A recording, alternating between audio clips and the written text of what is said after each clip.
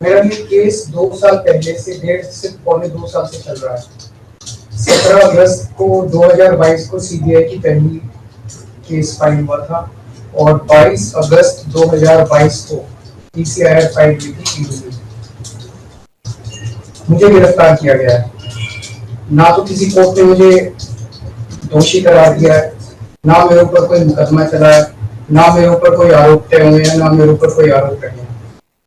अभी तक इस केस में सीबीआई 31,000 पेज फाइल कर चुकी है कोर्ट में और 294 विटनेसेस को एग्जामिन कर चुकी है। ईडी लगभग 162 विटनेसेस को एग्जामिन कर चुकी है और 25,000 पेजेस फाइल कर चुकी है। इन सारे विटनेसेस और सारे कागजों को मिला के मुझे क्यों गिरफ्तार किया गया है? मेरा नाम सीधे सीधे 4 स्टेटमेंट्स में आता है, वो मैं आपके सामने रखने की इजाजत चाह रहा हूँ। तो मेरा चार्ज क्या आता है? पहला, सी अरविंद मनीष सिसोदिया जी के सेक्रेटरी थे। उन्होंने ये कहा है, स्टेटमेंट दिया है कि एक दिन मेरे घर में मेरी मौजूदगी में मनीष सिसोदिया जी ने उनको कुछ एक्साइज के डॉक्यूमेंट्स हैंड ओवर किए। That's it madam. उन्होंने ये नहीं कहा कि मेरी मौजूदगी में पैसे दिए, कोई ऐसा कोई आउट नहीं है। मेरी मौजूदगी में सी अरविंद को मनीष सिसोदिया जी ने एक्साइज के कुछ डॉक्यूमेंट्स। मैडम, मेरे घर पे ढेरों एमएलए आते हैं, ढेरों मंत्री आते हैं, ढेरों डिग्निटरीज आते हैं, अपने अपने सेक्रेटरी लेते हैं, वो आपस में फुसर भी करते रहते हैं, आपस में डॉक्यूमेंट्स के एक्सचेंज। मुझे क्या पता कि कौन किसको क्या दे। Is this a sufficient reason to arrest the second chief minister? क्या ये स्टेटमेंट एक सेकंड चीफ मिनिस्टर को अरेस्ट करने के लिए पर्याप्त है? नंबर 1। नंबर दूसरा स्टेटमेंट, एमएसआर मगुंटा श्रीनिवास रेड्डी, ये मेंबर ऑफ पार्लियामेंट थे, जगन रेड्डी की पार्टी से। एमएसआर एक दिन 16 मार्च 2021 को 4:30 बजे मेरे दफ्तर आते हैं। उससे 10 दिन पहले उन्होंने मेरे ऑफिस में चिट्ठी ईमेल भेजी कि मैं एमपी हूँ, मुख्यमंत्री से मेरे ऑफिस वालों ने उसको 10 दिन बाद का टाइम दिया। वो मेरे पास मिलने के लिए आते हैं 4:30 बजे। मैं किसी पहले से जल्दी में था, आके वो मुझे कहते हैं कि मुझे दिल्ली में अपना फैमिली चैरिटेबल ट्रस्ट खोलना है, उसके लिए जमीन चाहिए। मैंने उनको कहा कि जमीन हमारे अंडर में नहीं आती, एलजी साहब के अंडर में आती है, आप मुझे चिट्ठी दे दीजिए, मैं एलजी साहब को फॉरवर्ड कर दूंगा एंड दैट्स इट। सो ये हुआ 16 सितंबर 2022 को उनके घर पे रेड होती है। उनसे पूछा जाता है कि क्या आप केजरीवाल जी से मिले? वो कहते हैं कि हाँ मैं मिला और मैं केजरीवाल जी से अपने फैमिली ट्रस्ट की जमीन मांगने गया था। ये 16 सितंबर 2022 को सेक्शन 17 का स्टेटमेंट है। ED is not happy with this statement. 5 महीने के बाद उनके बेटे को 10 फरवरी को गिरफ्तार कर लिया जाता है। उसके बावजूद भी वो अपने स्टेटमेंट पे कायम रहते हैं। उनका दोबारा गिरफ्तारी के बाद स्टेटमेंट लिया जाता है, वो कायम रहते हैं। 5 महीने जब उनका बेटा गिरफ्तार रहता है तो बात टूट जाता है।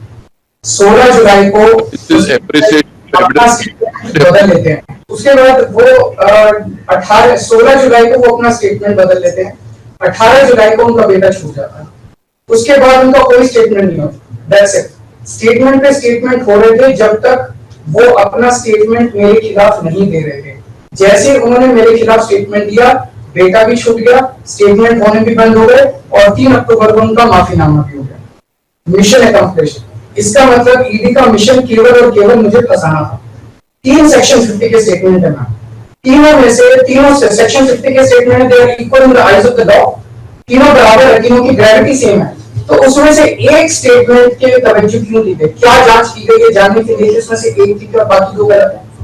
जो 25,000 पेज ईडी ने फाइल किए हैं कोर्ट के अंदर, उन 25,000 में जो केजरीवाल के खिलाफ वाला स्टेटमेंट है केवल वो लगाया गया, बाकी दोनों स्टेटमेंट दबा दी गई।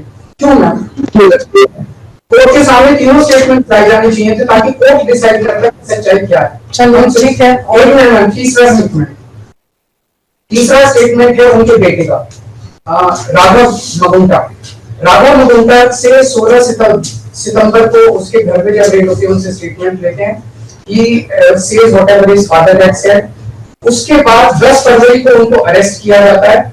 उसके बाद उनके 5 स्टेटमेंट्स होते हैं। 5 स्टेटमेंट्स में वो वही बोलते हैं जो पहले बोला। फिर 5 महीने तक वो जेल में रहते हैं उसके बाद जब 16 जुलाई को उनके पिताजी स्टेटमेंट बदलते हैं तो 18 जुलाई को उनको छोड़ दिया जाता है। तो 7 स्टेटमेंट उनके हुए, 6वें वो मेरे खिलाफ नहीं होते, 7वें में जैसे ही मेरे खिलाफ स्टेटमेंट देते हैं उनका उसके बाद कोई स्टेटमेंट नहीं होता, उनको जेल कर दिया जाता है, उन्हें माफीनामा दे दिया जाता है।